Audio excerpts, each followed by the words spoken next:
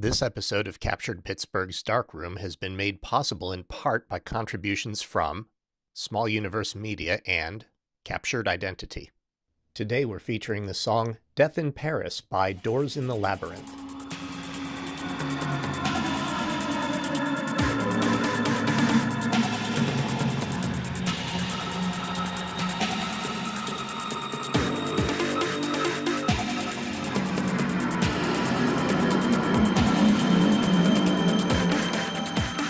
Hello again, Adam Thomas here for Captured Pittsburgh's Darkroom. On today's episode, we're going to be joined by Thomas Bush IV, local Pittsburgh photographer, who specializes in live concert photography here in our area. Tom, thank you for being here. Welcome to the Darkroom. Thank you for having me. Hey, glad to have you. Captured Pittsburgh, yeah. Yeah, that's right. So, tell us a little bit about yourself, Tom. Where are you from? What are you all about? Oh, that's a loaded question. I'm kind of from, I was born in Virginia, grew up in the South, Mississippi and Georgia. Went to college at WVU. That's okay in my book. I grew up a Penn State fan, so it's totally fine. We're all good here. We're all friends. And taken jobs in upstate New York, Cleveland.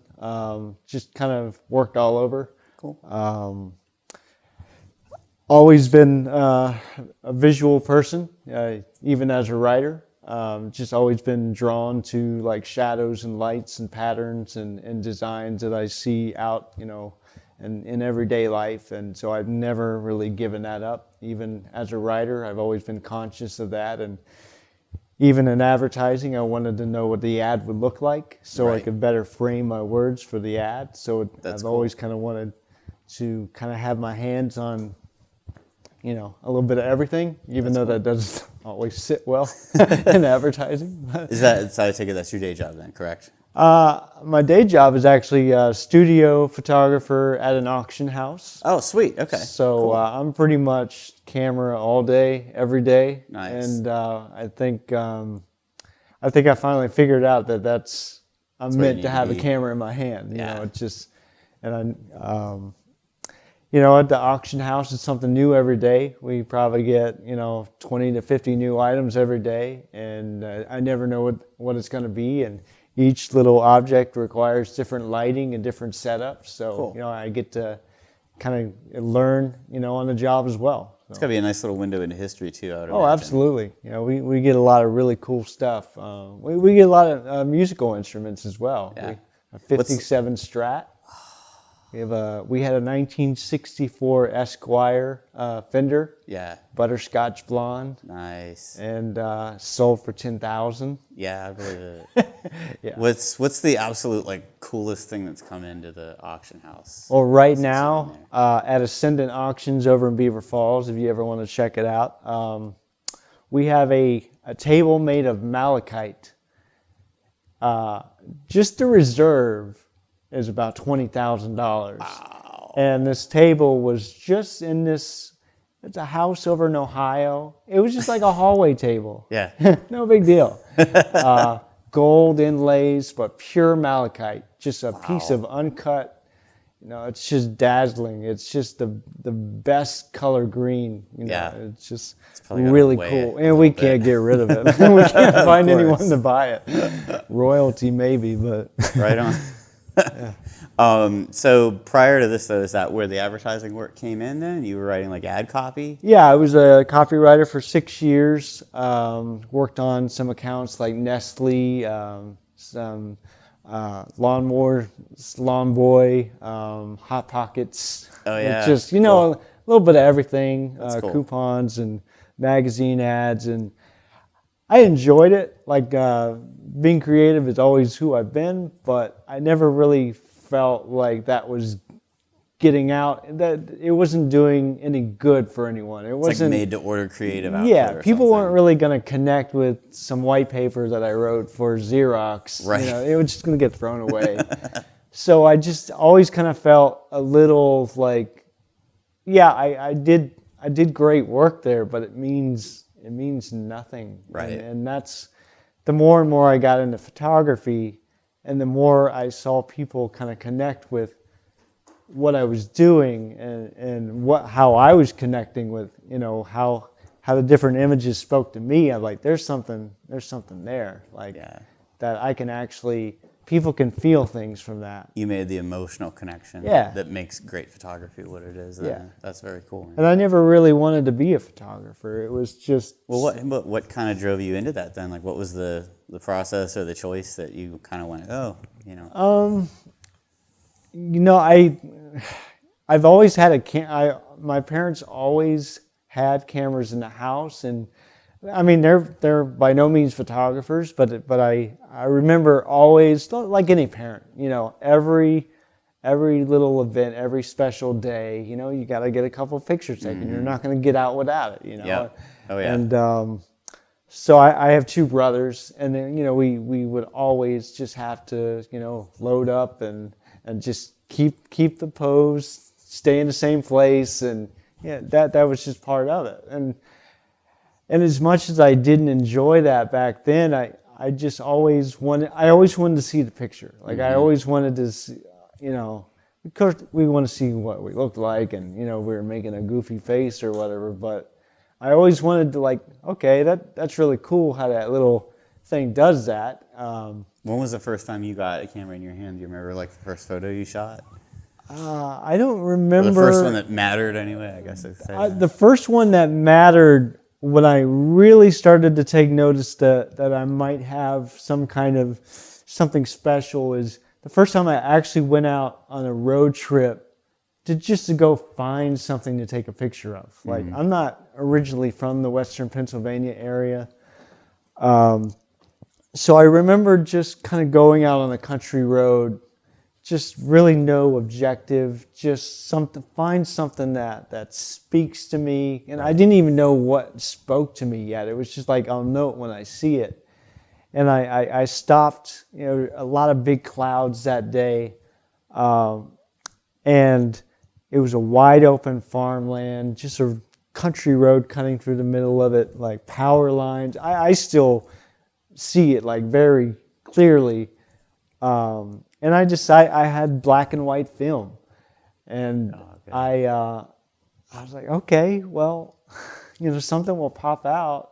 And I just kind of, I didn't want a dead center with the road in the middle. I wanted, and the fact that I was even thinking like this was like, why am I trying to be a photographer? It's just like, why am I going through so much trouble just to like take, I want to make it right. And it's just my first picture. I don't know what I'm doing, but I'm putting all this extra thought into it. So something must be there as to why I would want to put that much extra thought. And it's the first one I ever got printed.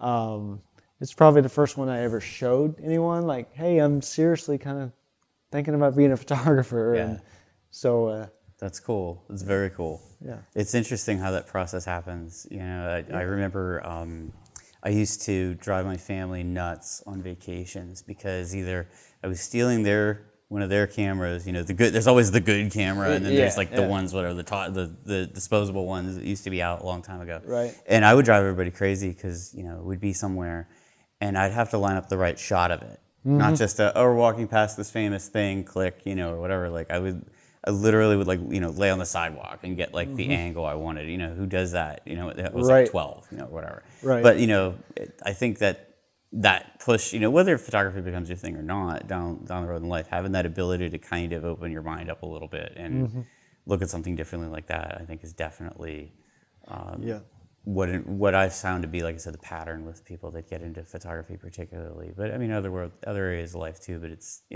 just that openness, that willingness to kind of take that extra second and think through the process a little bit. Absolutely. And so, what got you into shooting concerts in particular? Like I follow. For those that don't know, his account on Instagram, TV4 Concerts, is fantastic. I actually, Thank you so it was much. really weird at the gallery opening, which we're going to talk about here in a second. I hadn't made the connection. I was like looking at your username on the print, and that sounds familiar. And I realized I've been following you for a while, and I really like your work. Thank you. What got you into doing the concert photography stuff? First of all, I'm a musician myself. Play multiple instruments, and I play for fun right now. I've been in a few high school bands, but I was nowhere near musically adept as I am now. And just understanding music, how to write a song, how to play lead, how to play rhythm, how to play this or that. And some of my earliest concert photos, I don't even remember how I was even able to get a pro level camera, and because it's usually pretty, it's tight security. Yeah, tight security. Yeah. But I remember taking pictures at Jason Isbell a couple years ago before it was really even that it wasn't a thing. I was like, I'm just going here because I like Jason Isbell. I'm not going because I want to do this. But I started watching the actual press photographers and just kind of the angles that they would take. And I was trying not to make a big scene because I wasn't supposed to have it. I still don't know how they let me in. But I was like, I know the songs, and like I know from being a musician, like when the big swells are coming. Yeah. And I know kind of if I know the artists well enough for their tendencies, are they moving around a lot? Like, I can set the camera toward that. What's the lighting like? I just started noticing so much more than just the sound and the music. I just started to take in consideration everything that was going on, the fans, like. Well, basically, you're doing your homework. It's the thing. Like I stress to anybody that's new to this particular little niche of the photographic world, and the last 2 times we've done the concert photo workshops with Capture Pittsburgh, I've always stressed, do the homework. Learn about the venue. What kind of lighting do they have?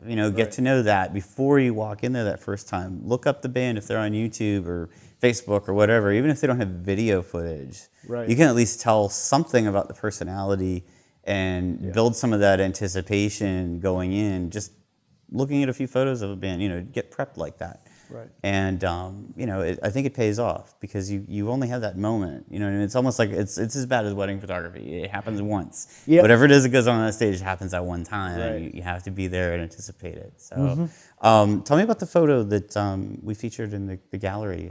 For those that don't know, we have a gallery space. If you're new to Capture Pittsburgh, we have a gallery space outdoors in Shady Side, right on Walnut Street, across from the Apple Store. Right between the Patagonia and Steel Cactus locations there. We've been there since November of 2016. And in March of 2018, this year, we featured music photos from around the Pittsburgh area. And Tom's picture was pretty phenomenal. Tell me a little bit about that. Okay, that was my actual first photography gig with the media. First time in a pit. Now I had shot a couple of festivals earlier that year and shot a couple of shows at Club Cafe where I was invited by the band based on very little work to show them. But I was just starting to get into a groove, starting to learn my camera, starting to learn what bands liked. And the newspaper, who I've shot for before, why don't you go with our entertainment editor and try your hand at some concert photography? And absolutely. And I mean, I'm a Pink Floyd fan. I didn't know what to expect. I knew it was kind of a big production going on. Roger Waters always employs like a massive crew. He's a very visual person. Yeah. So they had a gigantic LCD, whatever it is, gigantic screen behind Roger Waters. And I mean, like you said, very visual, a lot of stuff going on there. The clocks were in the background. Were they playing time? They were playing time because we only got the first 3 songs. Yep. And that's what they opened with. That's cool. And I just remember it being such a scramble. I had people around me with much nicer equipment, like just cameras everywhere, and just they had the luxury of not having to change lenses. I knew, being a low lighting situation down in the pit, I was going to go 50. I was going to go hard 50 on my prime lens and just stick with it because I didn't want to lose time. Yeah. during time. Is there like a thing we could put on screen, like a big pun, like a, you know, one of those boom, pow, Batman things? Like, that's good. But I just I love the high contrast and the low lighting capabilities of my Sony A6000, and I knew with that lens that I could get some good stuff. Yeah. Those Sony mirrorless cameras, especially for concerts, they're phenomenal. Whether you're doing photo or video, they're just they're great. What was it like for you? Is this the first time you were in a gallery, like exhibited in a gallery, or had you done that before? It's my first time really getting any kind of exposure of any kind. Cool. And it was really neat for me to be an aspiring music photographer and just kind of, you know, throw out that hashtag a couple times and just kind of see where I'm at. Just kind of. And find out where you are in the community. Yeah. There's actually, as you go along further, like Pittsburgh's got a really, really cool music photo community around here. It's Absolutely. very, very different than other cities. It's actually very supportive. You know, so I hope you got a chance to mingle a little bit with everybody. I did, and the concert workshop, I was actually booked that night shooting another concert across town. That's a good reason to miss it. It's the only acceptable reason. Only acceptable reason. But I've talked to JD a couple times, and we would like to actually work together, collaborate on another show when it comes to town. And, cool. Yeah, but I thought that was such a great idea and so necessary, because I think people just kind of, oh, well, you know, how do I take pictures at a concert? Well, that actually came about, believe it or not, when Capture Pittsburgh was first founded. Jason Fait and I were out walking the route for like, I think it was either our first or second, we had our first event, we had 2 photo walks, like one in the morning, one later in the day. I think we were walking the one for later in the day around Southside. In the pouring rain, you know, timing out the route, you know, picking what was going to be the most photogenic for this sort of, you know, we call them neighborhood tours, but same as photo walk. And we go by Club Cafe, and we just started talking, you know, about other event ideas, and we were like, well, we knew one about concert photography. I don't think that's been done, you know. And the thing that stuck out to me is that it's a set of tools that you can use anywhere. It doesn't just have to be, you know, at a concert. And it's something I pointed out in both years, because this is our second year doing it. And both times I made sure to let people know, like, you don't have to have an interest in concert photography. This is something that you can be anywhere. Right. You know, your kids, you know, recital at school. You could be doing something, you know, maybe you do Christmas Eve instead of Christmas morning, whatever it is. You're in low light. It's all one-off. You got to grab action at the same time. You know, it's the ultimate challenge. Yeah. You know, so what's coming up next for you? Have anything kind of interesting popping up on your radar in the next couple months? Well, I've actually been stocking up on memory cards, 128 gigabyte. I think between now and June, I have probably 60-something concerts. Nice. And I have a Christian Music Festival, a live festival out in Ohio in July. It's 4 days. Usually get stage access for that. That's where I got my hands wet. That's where I got my feet wet, rather. And either way, mixed metaphors. Either way, it all works. Yeah. But yeah, that's where I really, I learned on the fly. Yeah, I didn't in there have all day. any time to think or to even be critical of myself. I was just out there. I was on stage. I was next to these artists, and a lot of them I didn't know, but I just shot, and some of those were my best shots because they were just very free. Like, and I don't. People ask me, like, what were you thinking when you took the shot? But I wasn't thinking. I wasn't there. You're just in the moment. Something comes over you, and you're not really even processing. You're just going with what you know. Yeah. And every show's different. Every lighting, every band member is different. You know, you just.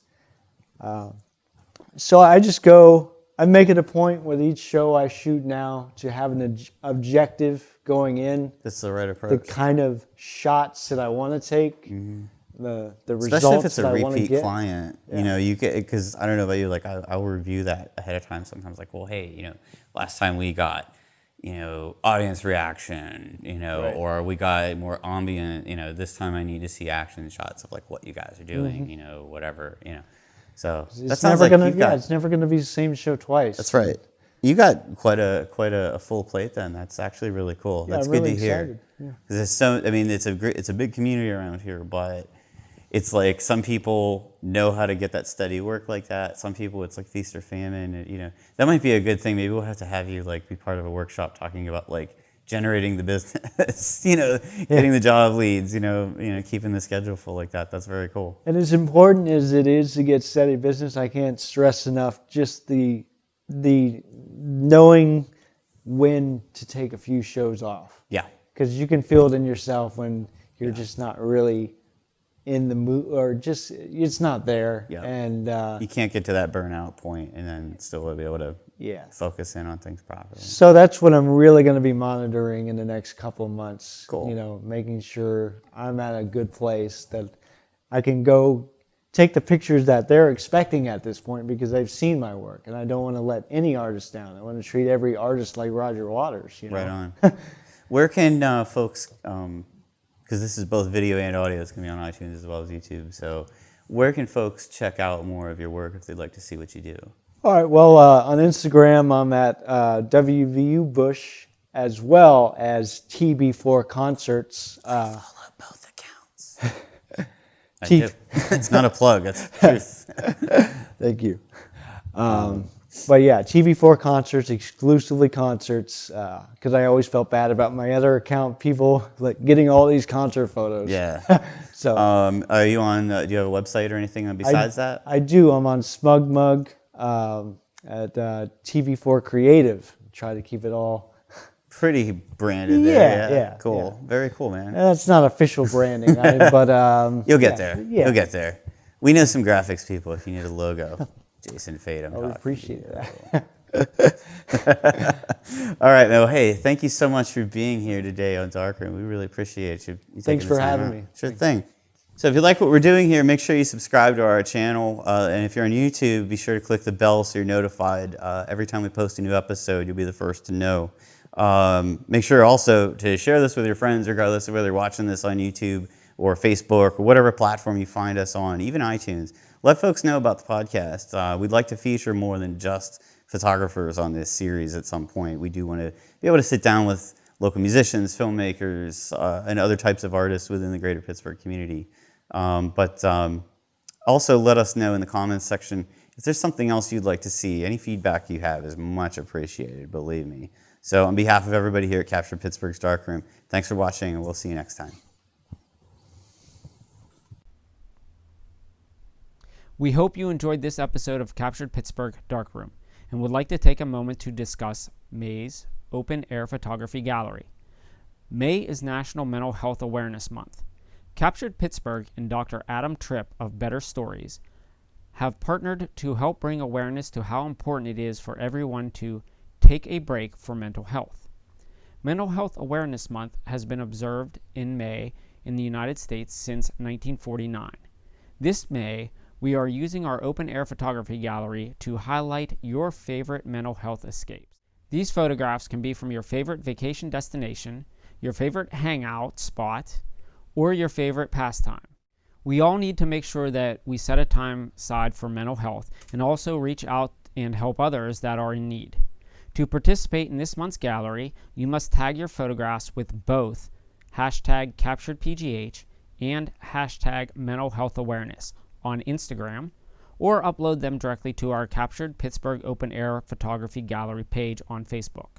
This month, we are going to pay tribute to the stress of tax preparation by not making our deadline the same as the IRS deadline. We are giving you until the April 20th to submit your pictures. Good luck with your submissions.